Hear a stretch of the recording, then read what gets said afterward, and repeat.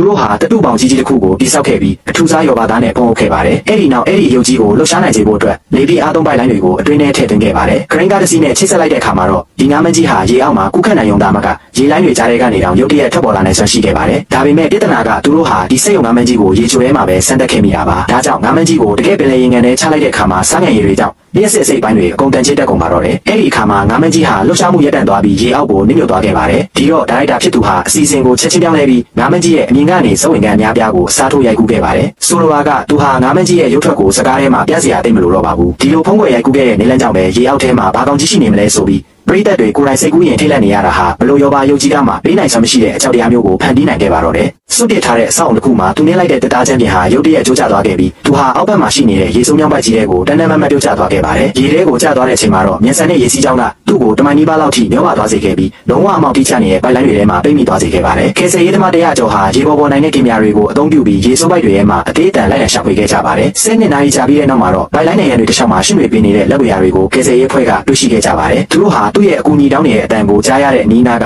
ပိုက်ပါဝါတစ်ခုစီကိုအမြင်ပြေးသွားခဲ့ကြပါတယ်။အဲ့ဒီနောက်သူ့ကိုဖမ်းဆွဲဖို့ကြိုးတစ်ချောင်းချပေးလိုက်ပြီးတဲ့နောက်မှာတော့တကူလုံးရေစိုးတွေပေးချင်နေပေမဲ့အသက်ရှင်ရကြံနေတဲ့သူ့ကိုနောက်ဆုံးမှအပြင်ကိုဆွဲတင်ခဲ့စေနိုင်ခဲ့ပါတော့တယ်။